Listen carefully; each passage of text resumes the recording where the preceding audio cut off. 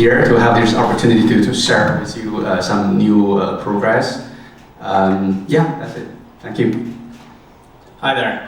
My name is Dustin Brickwood. I'm a developer relations engineer at ZKsync. So ZKsync is a layer 2 ZK rollup, a trustless protocol that makes use of validity proofs to provide scalable, low-cost transactions on Ethereum. We are EVM compatible, and we made the build and design very much so feel like Ethereum. Where we differentiate from other layer 2s is we provide native account abstraction, so it's implemented at the protocol level. And we also use a state approach for data availability, which is in difference to most layer 2s that publish all the transaction details to L1, we publish just the state difference. We launched in mainnet of March of this year, so it's been an exciting year for us, and we've seen a lot of tremendous growth and support from the community and everything else, so yeah. Okay, great. Hi everyone, my name is Yuning. I'm Director of Growth at OKX. So OKX is actually a crypto exchange, and we also have a range of other products like our Web3 wallet, and we also have B2B products such as our blockchain, the OKTC blockchain. So I actually primarily take charge of the growth for all the B2B products. And I think, so one of the things that we've been using ZK in is actually a few months back, we introduced ZK technology to our proof of reserves that allows users to independently verify the assets are safe on OKX. Yeah.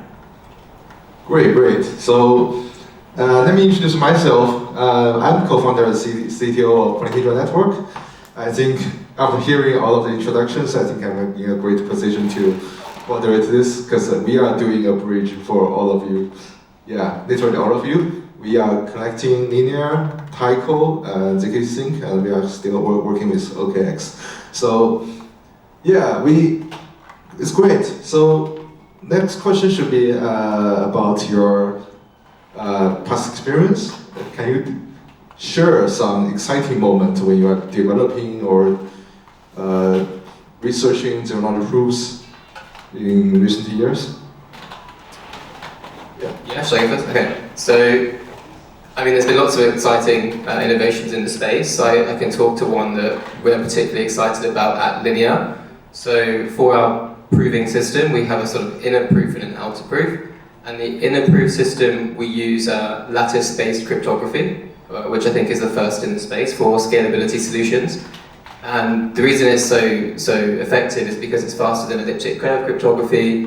It's optimized for recursion and for hardware acceleration. It's also plausibly post-quantum, which is great. And what we are able to do with Linear is we're able to actually sort of generate a proof and then use self-recursion to sort of compress it over and over again iteratively, get it really small, and then finally wrap it in a final compression step, which is prompt to settle on L1.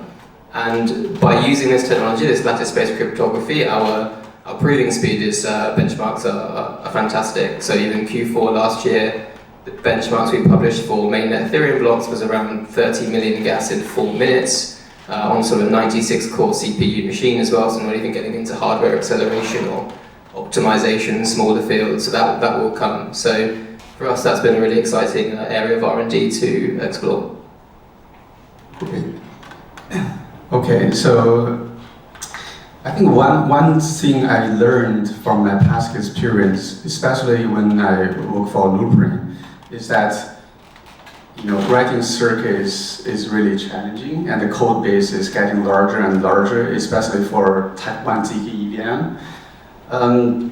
So it's really hard to claim that the solution is secure from an implementation perspective. But we can't all say, this ZK EVM, ZK rollup is secure from a theoretical perspective, right? So I think based on that experience, Taiko, our approach to provide validity proofs is that we not only will require like zero knowledge proof for blocks. In the future, we will, add more types, different types of proofs. Maybe chip-based, like SGX, etc. To make sure, from theoretical solution to a real practical implementation, the chance of being hacked is minimized. So right now, if you see all the, the hiking events, it's all like smart contract related bugs, right? But eventually, I think very soon, you will see people hacking into ZK EVM or GK solutions. Just because, there's not a lot of people really digging into the implementation. So that's, I think, somewhere we want to improve before we even claim, Taiko is really secure. So I think that's the worst thing to happen to any layer 2 is a successful hack of millions of dollars. We all want to avoid that. And maybe in the future we can share proof systems. Like eventually we are going to be like more close to like type 1, even like all the other layers. So we'll be more close to each other to this shared target of compatibility or equivalency. And then we share the proving system, and each block has multiple proofs. That would be ideal, right? So maybe we should, talk more each other to achieve this shared goal. Yeah. Awesome. Yeah, definitely the most kind of exciting thing that came in our area was our most recent announcement on Monday, when we introduced kind of the world of Boojum, which is our kind of upgraded proving system. So we moved in transition from a snark-based system to a Stark-based system. This has been awesome to see, and we've gotten a lot of support from the community. It's going to be far more performant than our previous proving system, but also enables kind of a reduction in hardware requirements. And this kind of goes back to our kind of collective mission, which is to really make proof generation and verification as fast and cheap as possible. And all that, of course, is open source so that we collectively as a community can kind of push the boundaries further and kind of improve this kind of technology that's become a focal point in Web3 today. So for OKX, other than the proof of reserves, where we use the ZK technology, we have also been trying to explore and see which are other aspects that we can apply ZK technology to. I think one area that we're super interested in is actually the field of blockchain. So right now we're still in like exploratory kind of phase. But I think personally one project I'm super vested into is actually recently Polygon introduced a concept where they want to upgrade the Polygon POS directly into ZK EVM Palladium. So that's super significant because if that is actually realized, what that means is that this L1 can directly be converted into a ZK L2 without developers having to make any changes. And with this in mind, it potentially could encourage more L1s to potentially convert to L2. So I think that's something that we should all watch out for. Yeah. Great. So thanks for your sharing, and I think we are going to move to a more technical part. As Daniel just said, ZK circuits is so hard for a developer. And here's my question. So, what's the key part of the ZK that's still very hard or misunderstood by the majority of the developer community? Well, first of all, I'm not a ZK guy. Our CTO is here. I hopefully he can. He's not here. Okay. So the point I want to make is there are a lot of challenges in ZK. First of all, the proving. There are like a limitation to the number of computations you can prove per proof. You cannot have a too large of a block because that will, just be too large for the constraints. There are like hardware requirements that are still too high. Sometimes for a proof it may run like multiple minutes, which is not ideal. And the circuit writing tools is not mature, right? And there's no like a shared language that you can compile to different languages to support different algorithms, right? So we are using Halo 2, and maybe ZKsync is using different proving system. So the circuit code is not going to be easily shared across different projects. So there are a lot of many challenges there.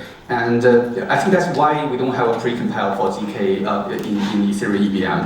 Otherwise, the verification would be much cheaper, right? So we still are far from that, and there are a lot of like active research going on. I don't even remember those names, right?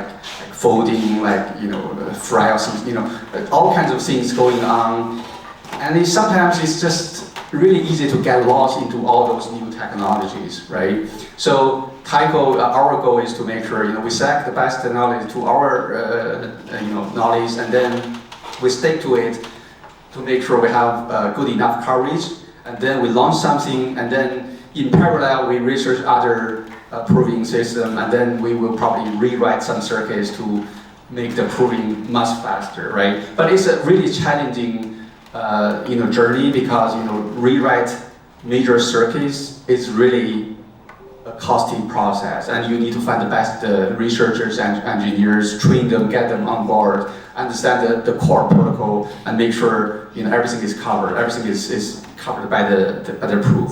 So it's a long journey, to be honest. Even after we claim that the mainnet has launched, there will be multiple upgrades, hard forks in the near future. So I really look forward to a general purpose ZK language that we can all share across ZK rollups, and then they compile into different underlying algorithm proving system. That would be fantastic. But I think we are still maybe a year or 2 years away from that. Yeah, so this is an answer from a non-expert. So maybe there are mistakes. So. Yeah, I think. Yeah. Maybe I can follow. Yeah, because I think there's like two key things. I think you make a really good point, Daniel, about the fact that these implementations could be prone to bugs. I think that's an elephant in the room that people don't talk about enough. It's something that we've deeply considered at Linear, which is why, as part of our roadmap, as part of completely removing training wheels, we're very much of the opinion that the multi-prover is the best solution to do that.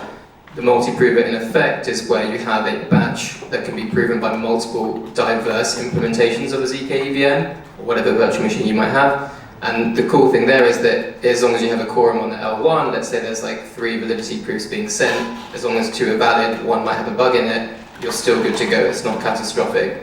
And this is even more important because, especially for the ZK EVMs, the EVM spec itself is not ossified. It's going to continue to evolve, those specs are going to need to be continually updated, implementations are going to be updated. So actually having a multi-prover is the only way for us to really get to a point where we actually feel safe by adding more updates to the layer 2s. And it also allows us to experiment a little bit more. That as well, on the sort of point about like general purpose ZK languages, like I think that's a definite huge blocker right now, that there's not enough accessibility for developers to come in and start building ZK circuits. Like you might need to learn a domain specific language, which is just a huge friction to onboarding. Something that we have been spending a lot of time on at Linear and Consensus is the GNARK library, GNARK. I recommend you check it out. It's a Golang based library for building ZK circuits. Obviously Golang is a general purpose language, it comes with all the familiar tooling, any developer can just start today and start building circuits in this programming language. And we've already seen a bit of adoption from other players in the space, like Stellar are using it for their new bridge attestation platform, Binance using it for proof of reserve. So we're starting to see adoption of ZK building due to the sort of friction being removed on programming languages. Yeah, we are using it too. Love that. Yeah. Like our new proof system is like built on it's using your front end, but we replace the back end. Yeah. So next. Yeah, awesome. Definitely agree with both those points in terms of fragmentation. Being a part of DevRel, I spent a lot of time talking to cryptographers or ZK implementers, and a lot of them cite the exact same thing. Just a lot of fragmentation between the tools, libraries, and languages. And they're often very context-based, so it's just difficult to have any interchangeability or flexibility. So definitely seeing some adoption or some consensus around some clear winners there would be tremendous for developer productivity. Because at the end of the day, what matters most is to kind of reduce that friction so developers can build great software and solve tough problems.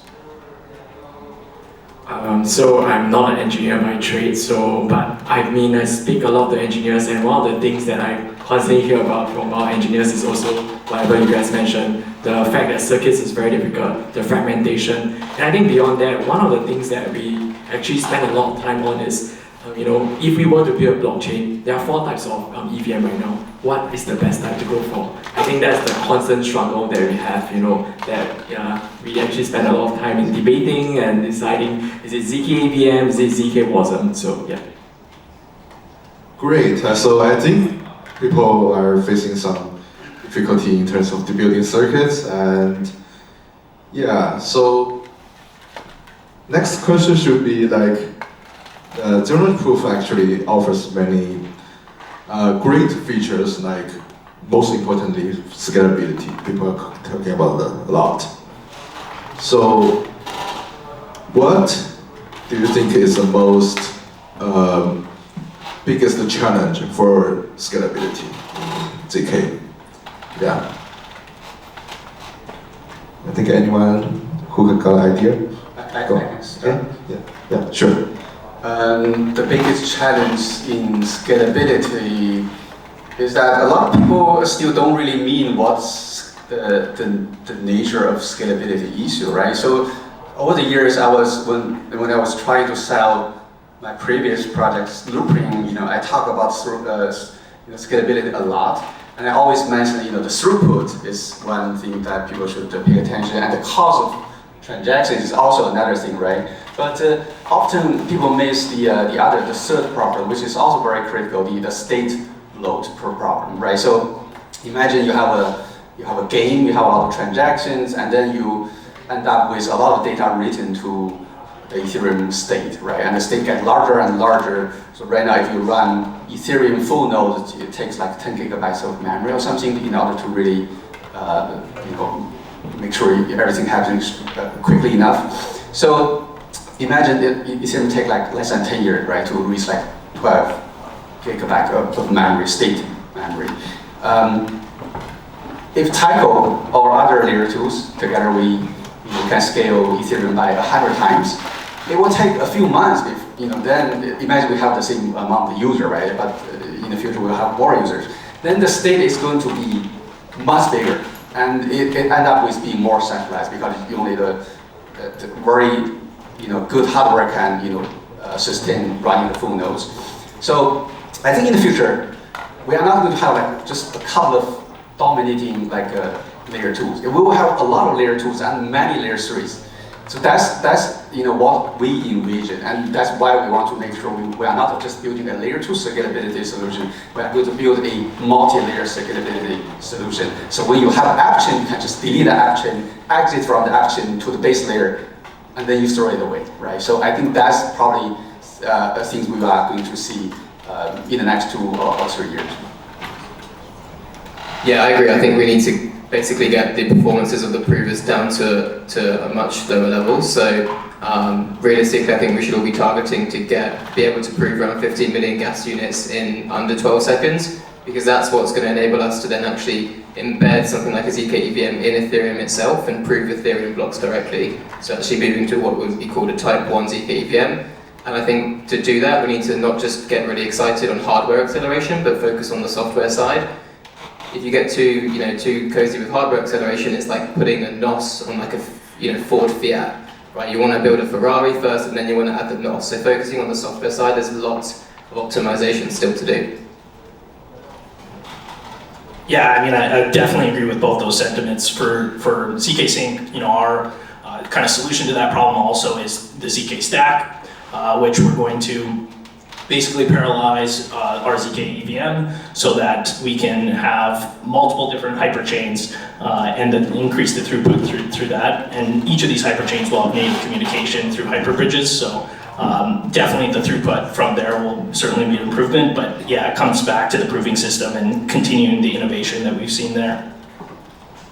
I think for us, one of the things that we also consider for scalability is on top of the TPS. One thing that we really look at is the latency, because when you want to build a bunch of applications like GameFi, for example, they are not just interested in TPS, but also things like latency. So that's one of the things that we're trying to solve when we look at like ZK in blockchain context. Yeah. So for this question for us is like, for hardware side, I think it's still too early to say building a hardware because the algorithm competition is not ready, not completed. So we are all running out of time. Yeah, I think we are out of time. I apologize. Yeah, we're running out of time. So I know there are a lot of questions still unanswered. So if you guys have further questions, please drop the question in the chat, and you can directly message them as well. And all those panelists are very knowledgeable, and they will respond to your questions in a timely manner. So I will have you guys stand up, maybe take a group photo real quick, and then we will welcome our next panelist. Thank you so much. Thank you. Yeah, I really appreciate the flexibility. Yeah, if you guys can stand in the, yeah, that works too.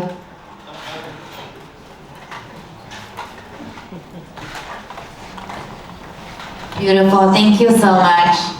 And now we're gonna welcome our next panelist. Account abstraction, that's gonna be our next topic. Building beyond ERC 4337. So welcome our moderator, Francesco from Consensus. And then we have Claim from Safe. And then we have Ahmed from Biconomy. And then we have Tom from Ethereum Foundation. The last but not least, Marco from MetaMask. Welcome to the stage.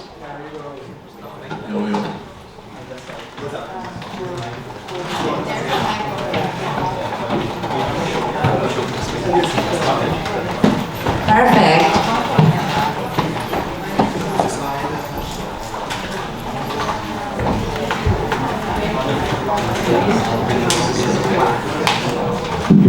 Anyway, people see our faces right now. I feel like I'm a politician or something. Yeah. Dude, this is so official. Well done by coming to Austin. That's super cool. Cool. So, how many people? This is 20 minutes, so we'll be super fast. And we want to really answer, our question, our spicy question quite quickly. How many